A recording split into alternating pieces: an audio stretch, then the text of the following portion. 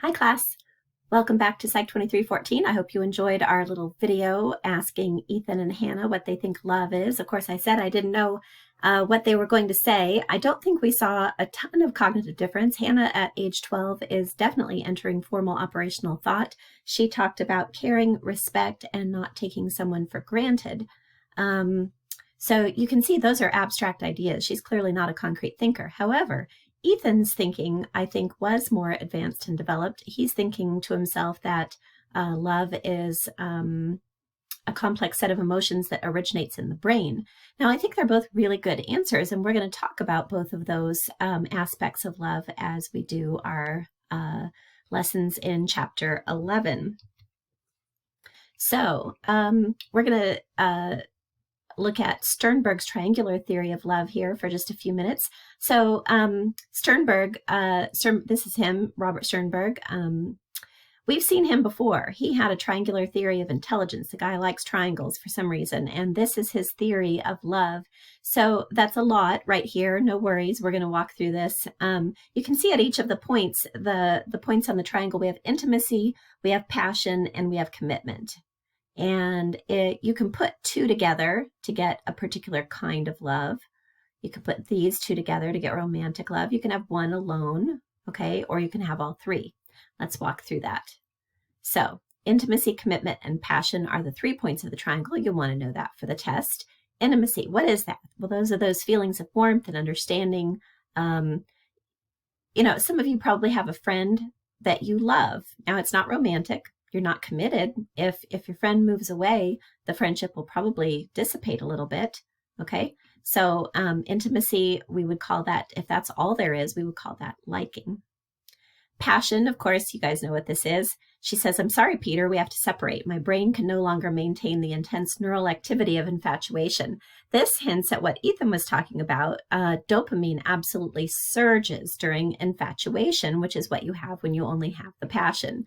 This is the kind of thing that happens early in a relationship when you first meet somebody. You're not talking a lot. There's no commitment. An example where you only have infatuation might be a one-night stand. I always think of Britney Spears. She married a guy and divorced him 2 weeks later. When you only have infatuation, that's often what you get, is divorce. Commitment, of course, are those feelings of permanency and devoting yourself to the relationship. Hannah talked about this a little bit, not taking someone for granted. That's working to maintain a relationship. If commitment is all you have, we're going to call that empty love.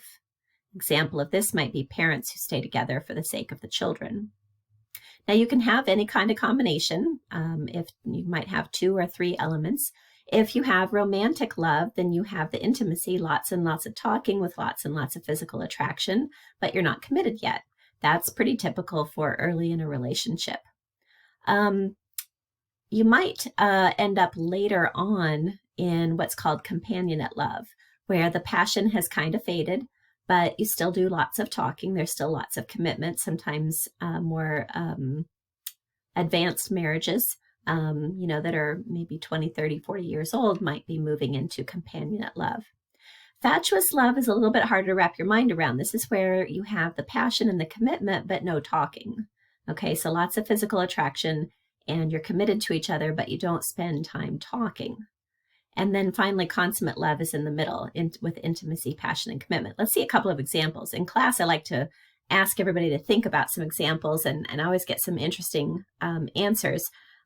We can't do that. We're online. So let me give you a couple of examples. So I'm aware of this couple. They are sometimes heralded as the most romantic couple in the world.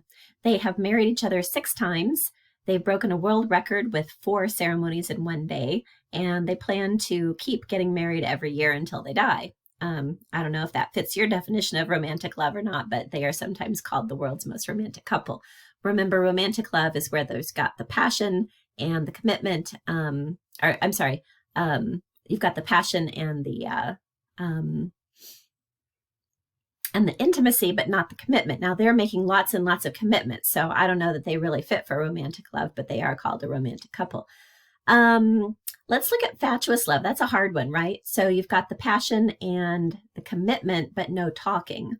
So I always think of, I don't know if anybody has ever watched Gone with the Wind anymore. When I was a kid, it would come on TV every year. Rhett Butler and Scarlett O'Hara. They were committed to each other. They certainly seemed to have a physical attraction, but they didn't spend a lot of time in conversation. Sometimes people think of the Clintons, Bill and Hillary, for companionate love. Certainly they're committed, and bet they do a lot of talking. I think they connect on an intellectual level. Is the passion still there? I think a lot of us are skeptical about that. And then a lot of people like to point to the Obamas for consummate love. You look at them and you think, yeah, they probably spend a lot of time talking. So probably plenty of intimacy. Certainly they're committed, and you would guess that they probably are attracted to each other as well. So that's a little bit on Sternberg's triangular theory of love. See you next time.